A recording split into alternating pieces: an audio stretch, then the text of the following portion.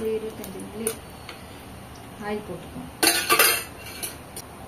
Oil சூடானதுக்கப்புறம் கடுகு கொஞ்சம் போட்டுக்கணும். கடுகு நல்லா வெடிச்சதுக்கப்புறம் பொடியாக நறுக்கிய காஞ்ச மிளகாய்,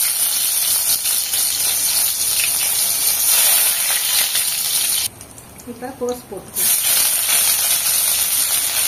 காஞ்ச மிளகாய் கழுவி எடுக்கக்கூடாது.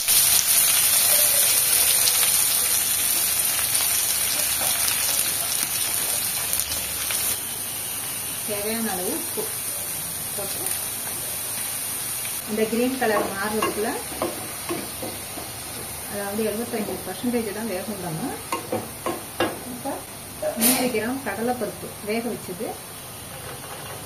வச்சுருக்கேன். இதை போட்டு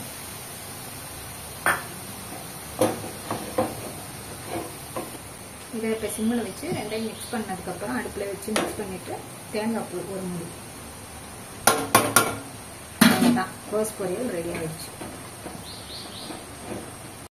அடுப்பு ஆஃப் பண்ணிவிட்டு இதை அப்படியே சூடோட அனுப்பி வச்சிடணும். தேங்காய் போட்டதுக்கப்புறம் அந்த ஹீட்லேயே வெந்துடும்.